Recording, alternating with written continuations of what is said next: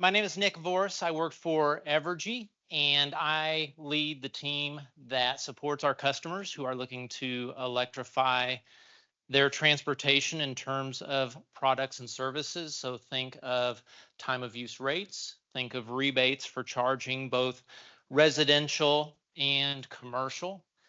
And let me just say before I say some more professional stuff, this is kind of like a wedding reception for me, where you like mash together people from about 5 different facets of your life. And I have my college roommate over here. I've got Evergy coworkers over here. I've got consultants that I worked for over here, Mr. Lloyd. I've got plug-in KC people, so this is really amazing and a little disorienting. But spending a little more time on how Evergy supports vehicle electrification. Firstly, we have our clean charge network. And for those of you who have electric vehicles, you are probably familiar. We have about 1,000 charging stations within our service area. The person who manages the clean charge network is in the audience today, Wendy Marine, if you don't mind. Thank you. We've been at it for a long time. The Clean Charge Network was built 2015, 2016. So we've been believers in EVs since before EVs were cool. How we like to say it is that EVs are a superior alternative for an increasing number of use cases. And that is a little bit of word salad that recognizes the fact that they're not a perfect one-to-one alternative, yet. But as the technology improves, they are increasingly the superior alternative. And I expect that during our discussion this afternoon, we are going to hear about certainly some hits where they work well. We'll probably hear about some misses as well. We'll probably hear some horror stories about utilities. If we don't, if Evergy or utilities in general don't take a couple of shots, then I'm going to be the one that has questions, because utilities are learning how to support their customers in this space as well. With that, I am going to get out of the way because I am merely the warm-up act, and I'm going to introduce this panel, beginning with Kyle Penn from Burns & MacDonnell and Mike Barr from Turner Construction, Felice Laverne. Felice, you and I should have talked so that I could get your name right. Pleased to meet you. And then we have Chris Hahn from United Rentals. And of course, Jen Cahill, who is going to be our moderator. So with that, enjoy the discussion. Thank you everybody for being here today. It's a great turnout. It's exciting to see everyone come out in the community. And thank you to Kyle and Burns & Mac here for hosting this great event in this beautiful space. So with that, we'll go ahead and get started. So Kyle, can you give us an update just on the overall landscape of electric deployment on our construction sites?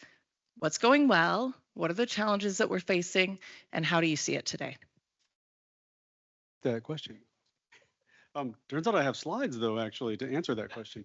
I'm honestly surprised that Nick gave me back the microphone, because this could be a while. I just talking real quick, like we've done some research. Marco here in the audience has kept me up to speed as to what's happening in the marketplace, in addition to the things that we're doing ourselves. But here's a list of companies that are currently in the process. This is a sampling of companies that are currently, either researching heavily or producing battery electric equipment for construction. And that's so JCB, Caterpillar, John Deere, Komatsu, Bobcat, Volvo, Case, Bozzi. And we work with a number of these already, and we have been using some of this equipment. And so we have a little bit of experience with that, and you're going to hear more from the panel about some of their experiences as well. But I think this is definitely a word salad, and I apologize for that. But there's a lot of good information here, and I'm not going to spend a ton of time on it, but happy to share this with anybody who wants it. But, there are a number of issues to overcome, and a lot of that has to do with getting power to the site. When you've got a construction site, it's sometimes, it can be a little bit of a challenge to get construction power in general, but then get additional construction power for electric vehicles or electric equipment on the site, especially as those projects become larger. That definitely can be a challenge. And then, looking at the ability, the use case of those vehicles, sometimes they're smaller vehicles and we're looking for a much larger service. And so right now the fit is in smaller use cases and in less severe use cases, the battery vehicles oftentimes work. And sometimes figuring out what the charging is going to be, getting the cycle correct. In other words, can you work for 4 hours in this piece of equipment and then can you take a 2-hour break? Or do you need 2 pieces of equipment, or how does that operate? Or do you only need it for 2 hours a day? If you have a piece of equipment that's going to run, on a 10-hour shift, sometimes that can be a challenge with battery electric if you're not taking a break. Solutions being proposed, we're getting more and more battery storage on site, working with utilities to get more power to the construction site to begin with. Establishing use patterns and understanding like what the pattern is, and developing your construction around what the equipment can do. And that goes for all electric vehicles. That is true of everything. So, even transit companies, and Felice will talk about this as well, as, you need to understand like what that vehicle can do and like plan your, use cases around the capabilities of the vehicle. And I think that we deal with a lot of fleet managers who they're used to getting vehicles that have capacity well beyond what they need. I mean, for instance, Class 8 trucks come with a 500-gallon tank on them. Well, oftentimes people don't need to drive 500 miles, in that vehicle. But, so now it's trying to educate folks on like, hey, there's a whole series of different choices you have to make, and you have to fit your specific vehicle to your specific use case. And that can be a challenge for fleets that are looking for flexibility. And then, using idle times as charging times, and making sure that you've got charging adjacent to where your brakes are can be a really important aspect. Benefits, obviously, less air pollution, less noise. Honestly, the functionality of these vehicles, torque, power, they're smooth. Generally, operators really enjoy, either driving or working in electric equipment, just because it's less jerky, there's less noise, there's less smell. Some utilities around North America are running pilots now. That includes Con Edison, Green Mountain Power, NYSEG, Rochester Gas and Electric, Excel, and Avangrid. And then there's just a lot that we're looking at in the future in terms of like things that are coming. And there's a lot of developments. I know that we work closely with Volvo and Case, and we're seeing a lot of development coming there. And with that, I will turn it back to Jen. Excellent. Thank you for that overview. So Chris, we just heard a lot about, word salad. We're going to use that word today. I'm just going to go with it. So how does a company even begin to electrify? What equipment is out there that they can put on their construction site? Where do they begin? Yeah, no, that's a great question. And that is a challenge that many are faced with, is the thought of making that change. And having Mike on the panel here, his company, Turner, is one of those customers that we're engaged with in many projects across the country that has goals established, right? And there's many other companies out there that have those challenges but haven't really laid out a plan on how to attack that. And there's other levels of need there. It's not always the goals or the initiatives that the company has for themselves. A lot of times it's the investors that they're building for, those clients. What are their goals? What are they asking for from a challenge standpoint to be reported on these projects? So we design our plans around that. We listen and we try to engage in the pre-planning phase of the projects to understand what those needs are and what your goals are, and build a strategy around that. And back in January, we developed and released a roadmap for lowering and driving down to zero emission job sites and what that would look like. So there's a 4-step proposal to that. And you start with identifying what your biggest contributors are and seeing if there's anything in the market to replace it with. You're gonna have a huge impact there. Secondly, you need to embrace what's available in the market from a standpoint of alternative fuels. If we can replace diesel with propane or natural gas, um, or solar or wind, we're going to drive down those numbers. And then third, we need to leverage battery energy storage systems. And as a company, that's been a big focus for us, is providing those available options and bringing that innovation to these customers to put on their projects. Because the biggest contributors, Mike will tell you, is going to be temp power and conditioning of the project. You're burning huge amounts of diesel on these jobs, and if you don't get ahead of it with the plan, it's going to stack up on you real quick.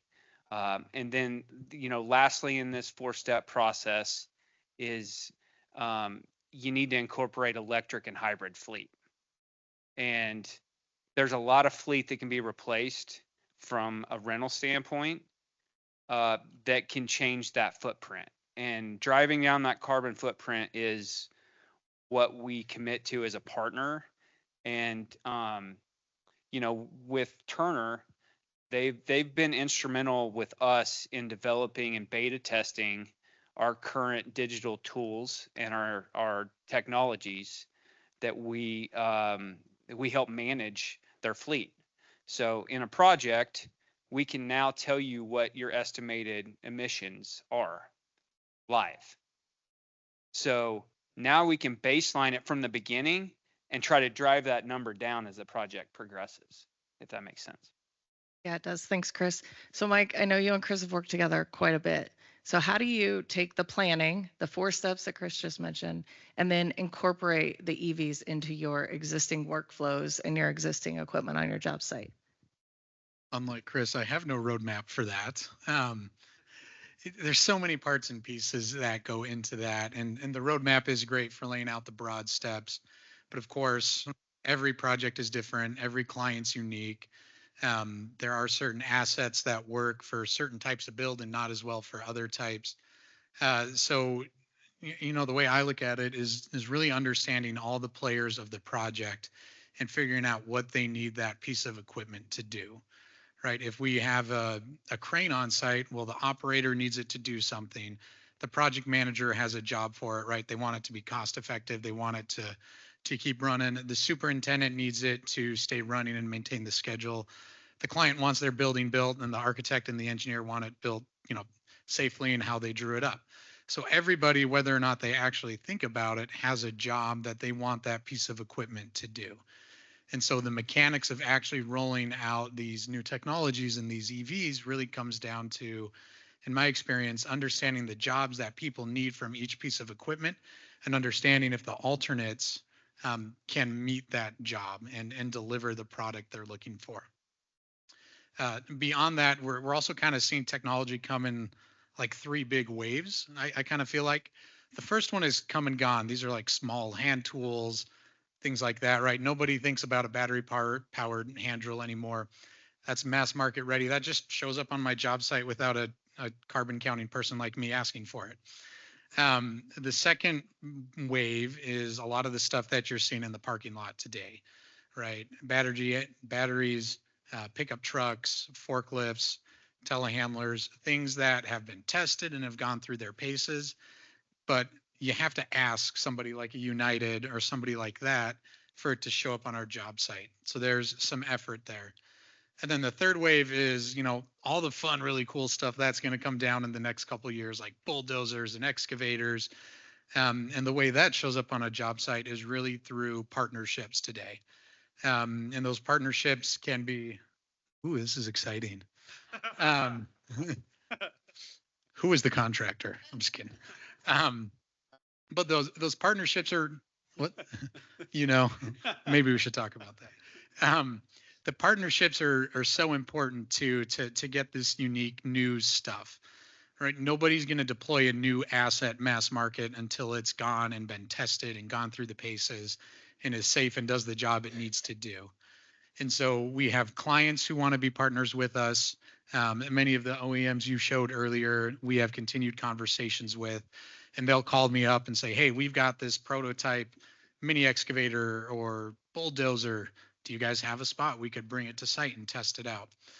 And so there's just lots of different ways it can show up. I don't know if that was a helpful answer or not, but No, it was great. Typically, it's me calling and saying we need a home for this. I feel like I call you just as much too, though, and be like, what are you going to give me?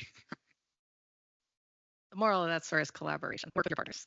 So Felice, you have an interesting story at Lawrence Transit, and you've had a successful electrification of your fleet. Can you share a little bit about the roadmap, how you all got there, what funding you went through, and just a little bit about the process to bring that to Lawrence? Sure, absolutely. So Lawrence Transit is, working on our electrification. We're in the process of doing a zero emission transition plan. About a quarter of our fleet will be electric by next summer, our fixed route fleet. And the transit industry is kind of lucky that we have FTA who's driving a lot of federal grant programs that are competitive. They're difficult, but they're really pushing the industry towards electric. And so without these federal grant programs, it would be much more difficult to access electric vehicles that you need for 12 years, that you need to use every day, 12 hours a day. So we've successfully won 3 low-no grants. That's the main grant program. They're an 80-20 split, so 80 federal, 20 local. So we can buy an electric bus for the same price as we would a diesel with that grant program. So without that funding, it would be a lot more difficult. We'd have to find different funding streams to be able to afford it. But we've been very fortunate to get those grants. So we've got, we won one in 2020, 2021, and 2022. And then we kind of ran out of space for our charging facilities, so we have to wait. And then we'll probably do a giant project for a charging facility to house up to 50 buses. So we would go from 12 to 50, but we need a lot more space that we don't have at our current maintenance facility.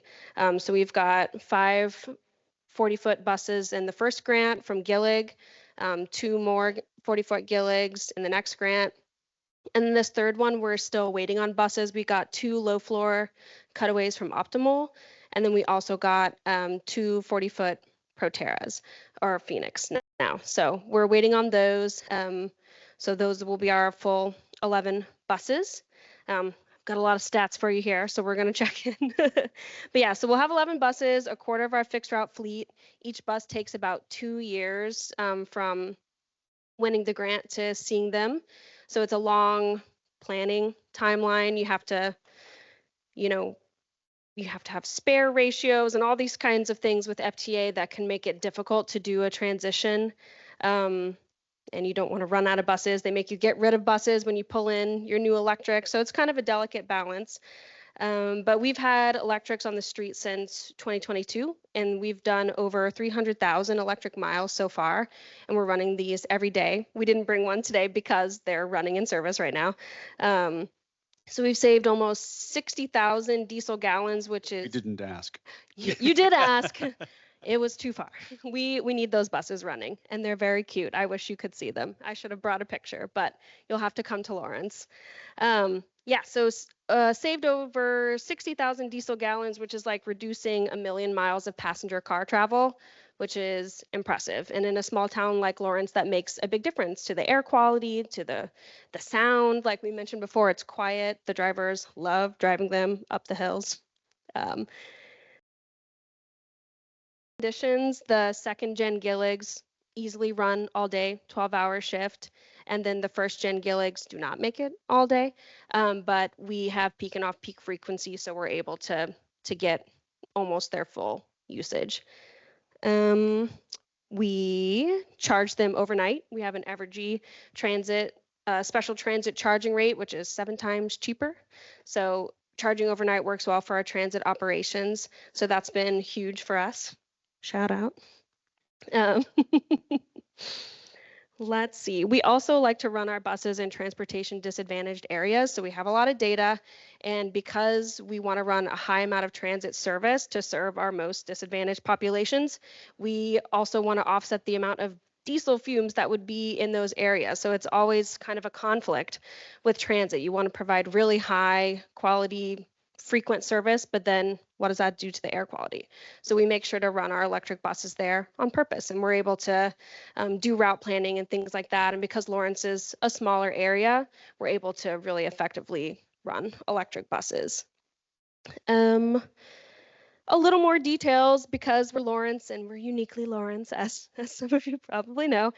We get local artists to design our bus wraps every year. So each gen has different bus wraps. We've got Indigenous artists doing this. The 2 out of 3 rounds have been Indigenous artists. So it's really exciting.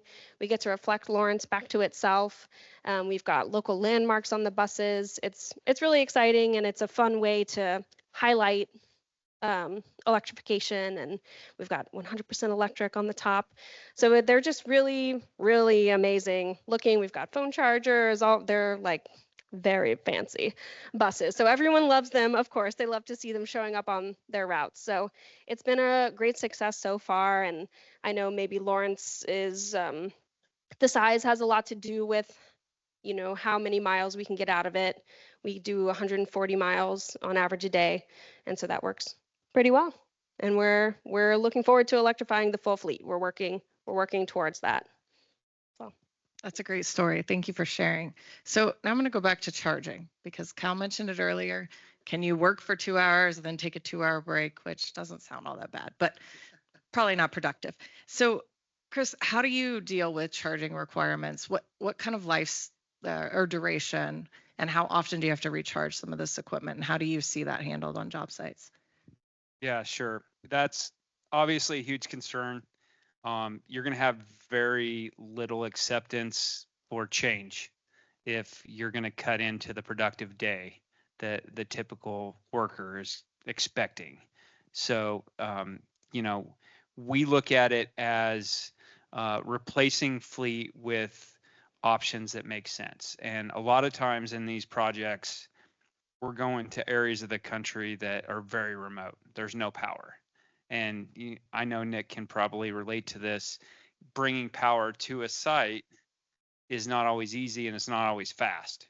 And as we get more large projects on the map across this country, temporary power is not a couple months anymore. Some of these are years. And so for us, it's identifying that plan and creating something that is mobile, something that is sustainable, and is a developed infrastructure to continue to move the carbon footprint in the right direction. And the innovations are changing every day. Some of the projects, we're really lucky here in Kansas City where we had a project, a huge data center that Mike and his team's very engaged in, that started 3.5 years ago, and the technologies were very minimal back then, and battery energy storage systems were just coming to market. And so we grabbed whatever we could and we piloted it here, and we learned a lot through that process. But we need to make sure that we're providing the right turnkey solutions in these projects so you can work a full day. And the fleet's changing. We have quite a few electric trucks plugged in on these projects. They're home runs because they don't leave the site. These campuses are huge. You put a dozen trucks on the site, your workers travel back and forth to the project, back to their office, and you might charge once a week. So the infrastructure to charge there is not a lot. We can do that fairly easily. But when we get into fleet like, warehouse forklifts, we have a couple of those out there showcased today. Your infrastructure for charging changes. So we have chargers that we can now move throughout the building, or the excess area outside the building. As the project progresses, we need to be able to pivot and reevaluate where we need to have these charging stations put in place. But it always comes down to not cutting into the day's work. And I know from a general contractor standpoint, you can't ask your subcontractors to be accepting of these programs in this fleet if you can't keep it powered. And so, we've piloted some large, full-size excavators and front end loaders, and the technology is getting to the point now where they work full day shifts now, and it's really impressive. But when we're challenged with temporary power, we have to get creative, and we always want to plug in directly to the grid. So Nick, continue to speed that along if you can. Okay, if I could add to that quick. So Chris alluded to it, but bringing the energy to the asset is going to be really important moving forward. And as a rule of thumb, in a lot of the equipment we've tested as a company, we deplete the battery quicker when we're moving from point A to point B than when we're doing work. So if you have an excavator, if you're constantly driving that around to start digging somewhere else, that's going to drain the battery quicker than just doing the digging to begin with. Not in every case, but as a general rule of thumb. And so, our thought leaders and our service providers are really digging into how do we bring energy to the unit as a service, whether it be a mobile charger or, a temporarily placed charging solution that moves every couple days with the asset. So not necessarily an answer to how we solve that problem, but definitely where we see a lot of it going in the future. I'd say that most of the answers aren't the same. I mean, it's every case, every scenario is going to be different. So it's just really providing the turnkey service on whatever the customer's need is. I will say a lot of construction projects are confronted with a similar challenge that we're seeing in the mining industry, which is if you're mining in one area, that's where you need the charging, and then you don't continue to mine there, you move to the next area. And the same thing with construction, you don't continue to excavate in one area, you move. Where a lot of the early deployments of battery electric technology have been in use cases where the resting spot of the vehicle is the same every day. So that makes it easier to deploy the infrastructure. And as we get deeper and deeper into different markets, having the flexibility to move the charging to where the need is, even on a daily basis, is part of the challenge that we're confronted with. But those are the solutions that we're currently working on. Thank you for sharing. All good points. So we've talked about charging, we've talked about implementation. We do have some constraints and challenges. So Mike, if people have to start somewhere, where can they start? What are 3 small things that every site can do to help move their path forward? This is such an important question. So I started my kind of journey. I don't know, that sounds so formal. I kind of moved into this space about 3 years ago. Was very lucky that we were building for Meta, formerly known as Facebook, up in Iowa, where I'm based. And they're a very sustainability forward client. And they freed up some money for us and said, Turner, go get all of the electric equipment you can for this bucket of money and test it and just see how it does. We tested over 24 different assets. It was a great experience. It really helped us, get used to this, get our operators used to it. But right, that's not scalable. That's not something that every client can do. I know we have a lot in the audience here who are funded with taxpayer dollars, right? It's a whole different ball game when you have to go show that value. So this is a really important question. I kind of want to answer it by moving out broader a little bit beyond electrification and talk about energy in general, because I think we are all pretty aware that to reach the electrification we want to, we just have to be more energy efficient in general, right? That is the necessary first step. So on a job site, I think the very first step you can do is to implement some common sense energy management policies. We've heard from a lot of OEMs, and we've seen it in the telematics, that 30 to 40% of the runtime of any piece of equipment on a job site is idling. So, we've had a no idling policy as a company for 5 years. A lot of clients require it. For those of you who may be involved in the healthcare sector, right, it's very common that you can't idle on a healthcare campus because of the air quality concerns. We have, signage on our job sites. Now, there's of course some outs for cold and hot weather when an operator needs a conditioned space or needs to keep that conditioned while they jump out. But that is a really easy first step. Another one is we require all temporary lighting on our job sites to be LED. You would think that that is a common industry practice, but some of the people installing temp lights, ourselves included, bought it 20 years ago and it still works. And by golly, we're going to use it until it stops working. So, switching to LED, we've actually seen some use cases out there where the technology is just so advanced. So that's kind of number one, is just implement those energy management best practices. I think answer number two is, and you're seeing it all out in the parking lot, but there are a lot of things that are ready today to be adopted if you just ask the questions and they make sense financially, right? We don't have any light plants out there, but I'm sure you're all familiar with like a mobile light plant on a job site, trailer with a 20-foot mast. Somebody like me wheels it up to where we're doing a job. Typically that's powered by a diesel generator. There are hybrid and fully solar options out there now that have saved us up to 80% in fuel costs. And they don't come at a rental premium all the time either. So that's just money back. Same with the hybrid generators. Those make a ton of sense. They're, cost competitive today. They do the job well, and they kind of provide this stepping stone. And then I had a third point, but I can't remember. So I will interrupt somebody if I remember. I'll tag in what you think of the third point. I will say that Mike's talked a lot about like mega projects, really big projects, and oftentimes there's a trailer or a trailer city where there are a whole host of trailers.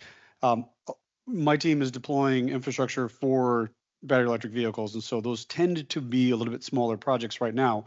And so oftentimes it doesn't justify having a trailer on site. So those Chevy Silverados that you saw out in the parking lot when you came in oftentimes double as an office for a superintendent. And I don't want to say it's completely guilt-free, but they get a free pass for hanging out in the truck when it's hot or it's cold, doing their paperwork on their computer and having environmentals on, so they can run those environmentals much more efficiently than if they were, idling a diesel motor. And so I think that that's one benefit of having the battery electric vehicles on small projects, is they double as an office for us. I remembered my third point. Thank you. Way to help out, Kyle. Yeah, this is great. My third point, before I forget it, is that I'm going to let you in on a little secret. Most people in the construction industry don't pay attention very much to their fuel costs, believe it or not. And so if you tell them to go deploy a solution, they're just going to look at the upfront rental premium. And most of them aren't conditioned to think about the operating costs of the fuel.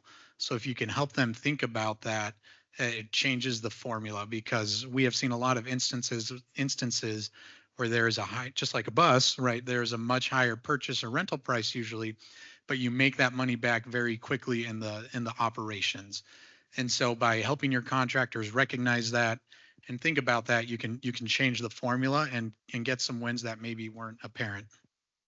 I could really use you like telling every customer that, right? I mean, what he's saying is so true. And that's why it's so important to, build case studies on this and really tell the story.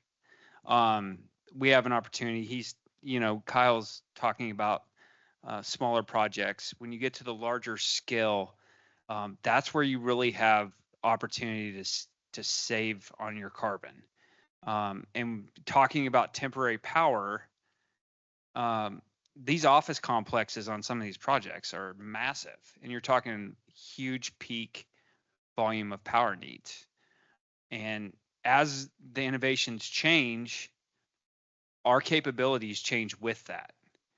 And, we have some projects now, one here in Kansas City that we're building a case study for, where we've deployed 500 kW battery energy storage systems that now is reducing the fuel tremendously, where generators are only running 7% of the time to power an entire project.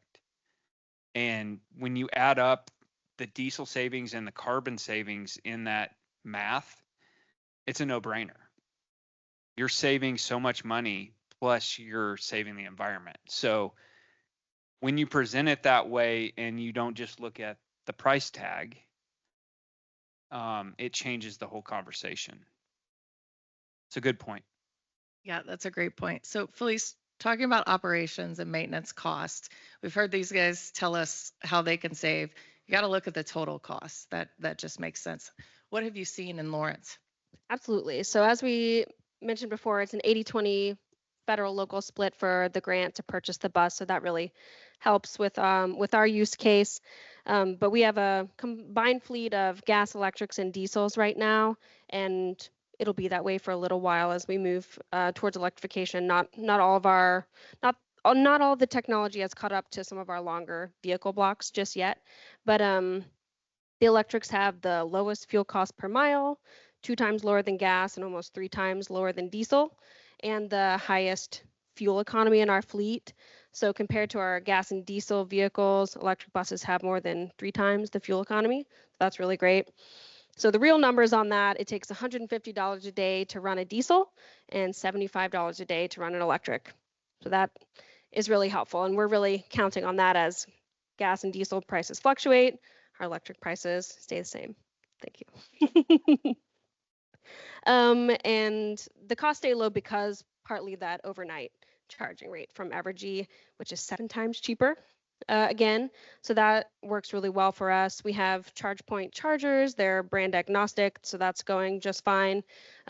Electric bus chargers are kind of finicky, but they work pretty well now. We worked out some issues in the beginning, but it's all good.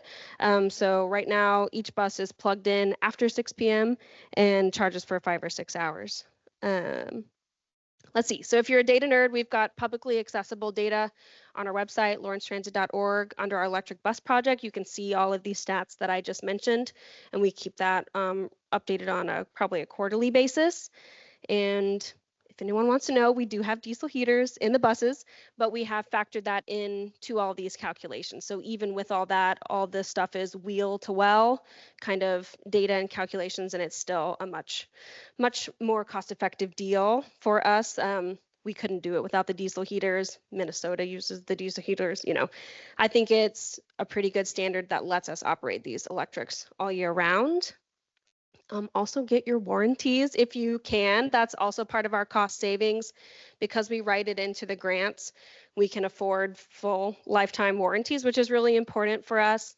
There'll probably be a battery switch out over the useful life of the bus. In our first gens, we got a 100% warranty, which is great. So that saves on all the maintenance stuff. High voltage is a totally different deal for our maintenance workers.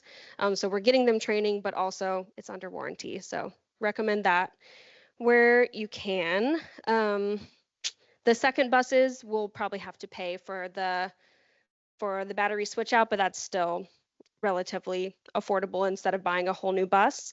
And so as we seek more grants into the future, we'll be absolutely including that to make sure our costs stay accessible. Excellent.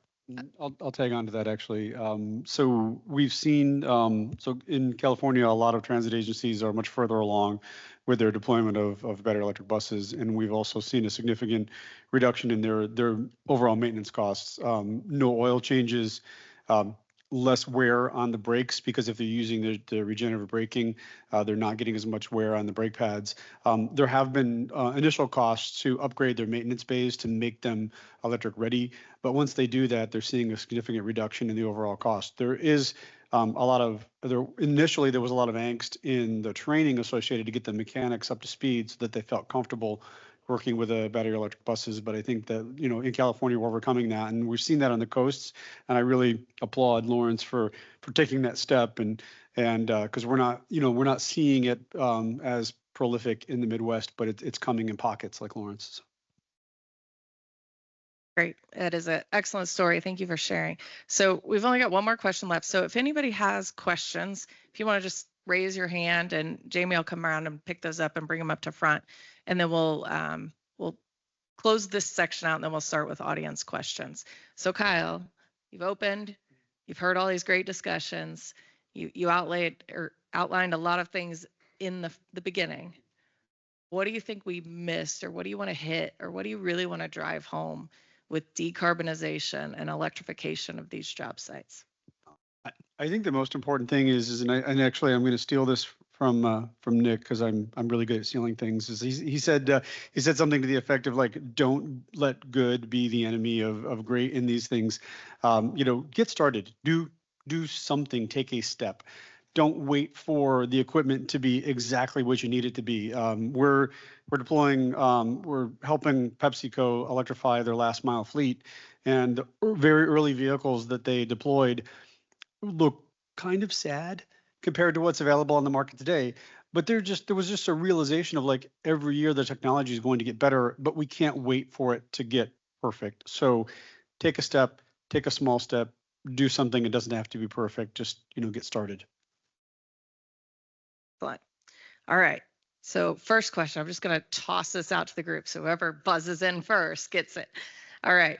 In terms of range and cargo load, realistically, how far is the technology from getting nearly full range, or at least 150 to 200 miles on one charge with a ton of cargo? What solutions are there to increase the range, with heavy loads? Wow. Everybody's jumping at that one, right? Yeah, you started with the hard one. Yeah. Well, I think from that standpoint, a lot of it that goes back to the OEMs, the manufacturers of this fleet, and the development of the batteries and the technology is only going to get better. But the biggest thing now is just the infrastructure and the charging stations being available, across the country. That's been the biggest challenge, I think, as you see so many EVs coming to market. If you go on forums and you read, customers' concerns aren't typically the price. It's either changing their mindset to accept it and try it, or they're concerned with not being able to charge it when they're on the road.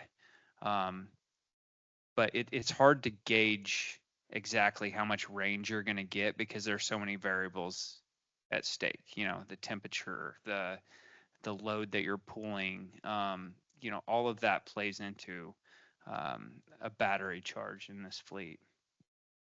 I don't know if that answered it completely, but no one else was taking a stab at it. No, I appreciate it. Thanks for jumping in there. So please, we have a question of who repairs the bus issues? With the warranties, we send them over to Kansas City for whoever their specific manufacturer for the issue is, if it's Cummins or whoever. We have our maintenance staff is trained as well as the warranty will allow them to be trained. We have a international operator, TransDev, so we have the benefit of all of the knowledge across all the TransDev properties as well. So if they have questions, they can bring in regional, national folks. So we have mechanics and everything on staff, but we have that benefit as well. But usually they're coming over to Kansas City. Excellent. Thank you. All right, the next question. What can architects do to drive construction use of EV, and how does one develop a budget to include the process forward? I love this question. Did you ask this question? I wrote that. No. What a great question. I have a feeling that was Jeremy over there. But so architects, for those of you who aren't familiar, they do write the specifications that inform the job. So they detail the plans, right, which is the visual representation, and then the specs are the written representation. There is spec language that can be put into certain spec sections to encourage these types of behaviors. And we're having conversations with a lot of our clients who we build for consistently about how they adopt that. So a no idling standard that can be put in the specifications. LED temporary lighting can. We are seeing some of our more forward-thinking and less budget-constrained clients mandate certain percentages of the fleet be EV in the specifications.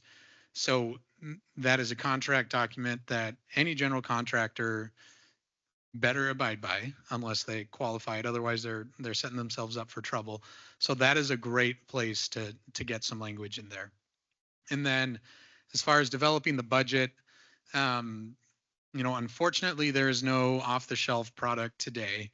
And so this is going to look different on every job. I think the best way to do that is to, if you are fortunate enough to have a contractor as part of the pre-construction effort, to make that a target and let them know it's a priority, and make it part of their deliverables along the way to estimate some of these things. Um, I know architects and engineers often present budgets to a client very early on in design. We have not progressed to the point yet where we can have an index of what does it cost to do a 10% electric job site. We're not there yet, but the people like me are just dumb enough to always help out when you ask. So, just give us a call and we'll do what we can.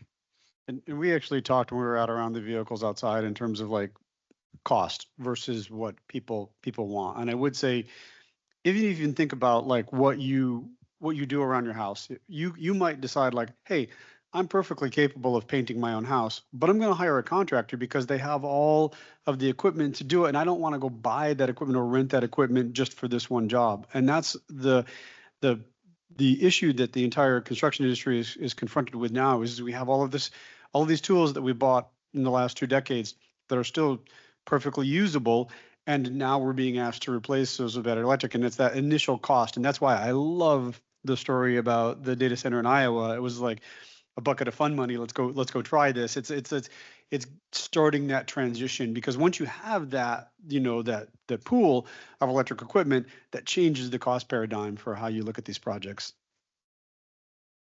Great points. And I would add, just work with your partners as well. If you have a self-perform model, know what your fleet has, or, work with your partners. United Rentals is a great one, and understand what they have. So when you're building these proposals and bids, you can bid it in. If we have a large solar site and we know we have to have modular chargers out there to charge our electric fleet, we know that we have to put X number of them out there. So we build that into the proposal, and it's into the job costs.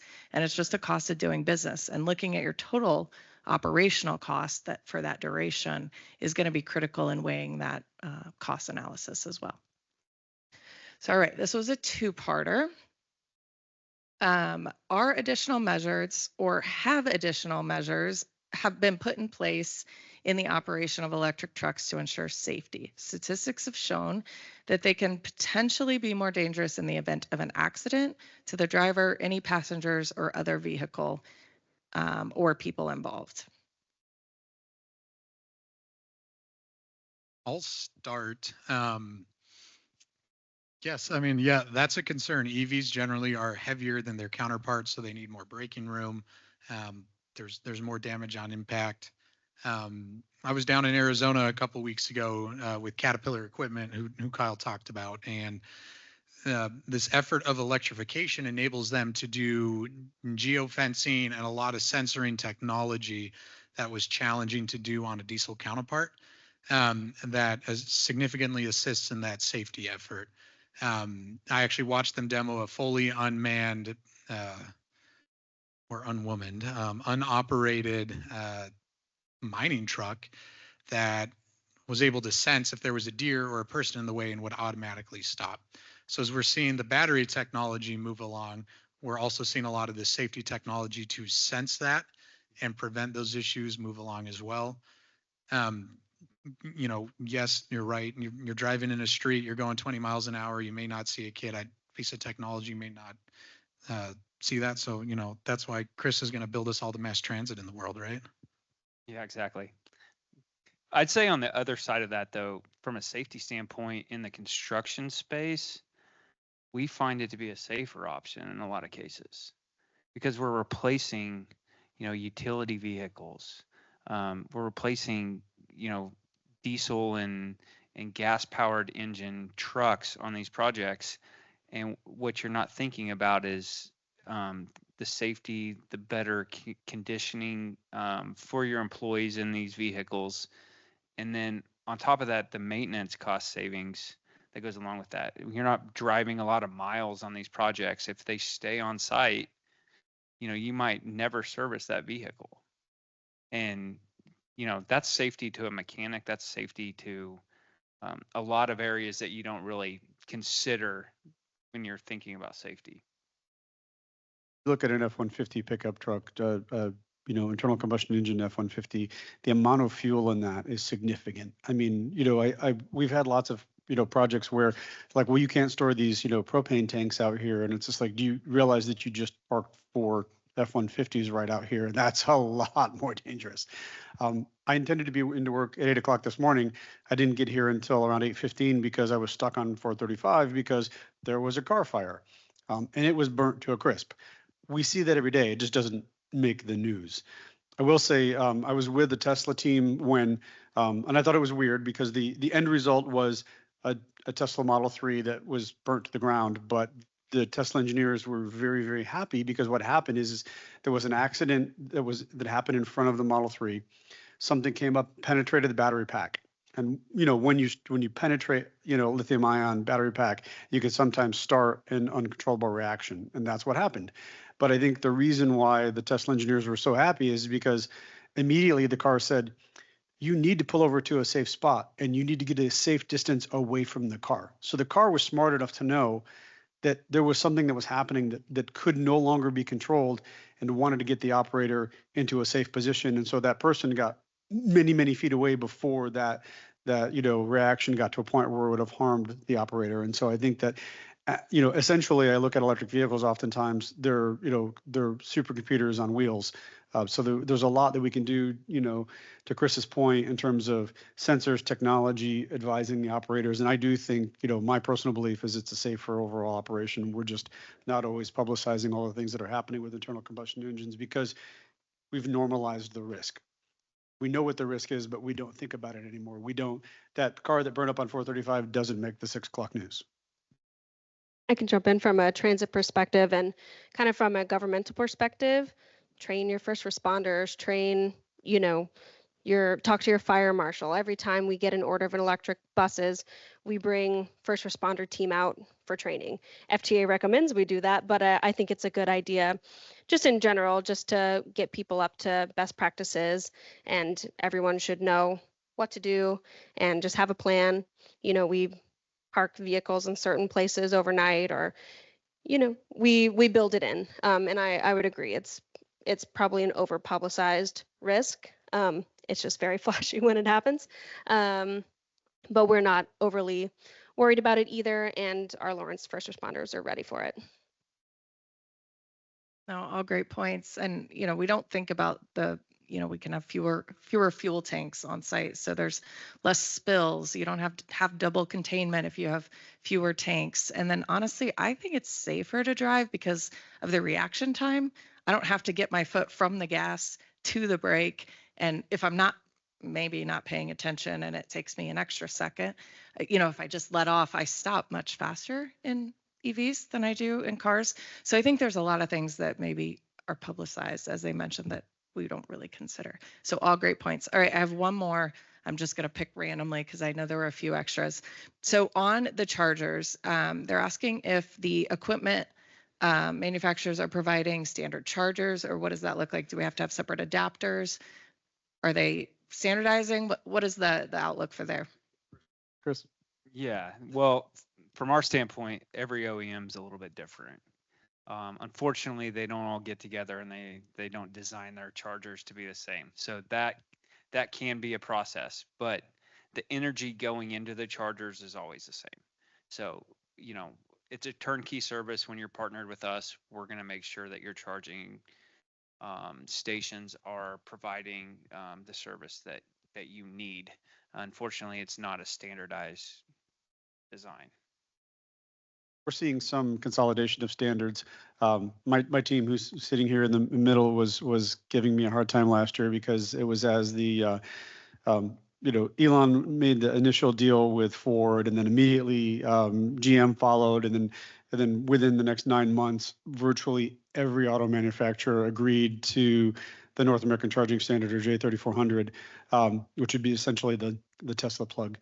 And at that point, my Ford Lightning, which has a CCS, plug on it, they're like, "Oh, you have a collector's edition." I was like, "How come? Like, really, a collector's edition?"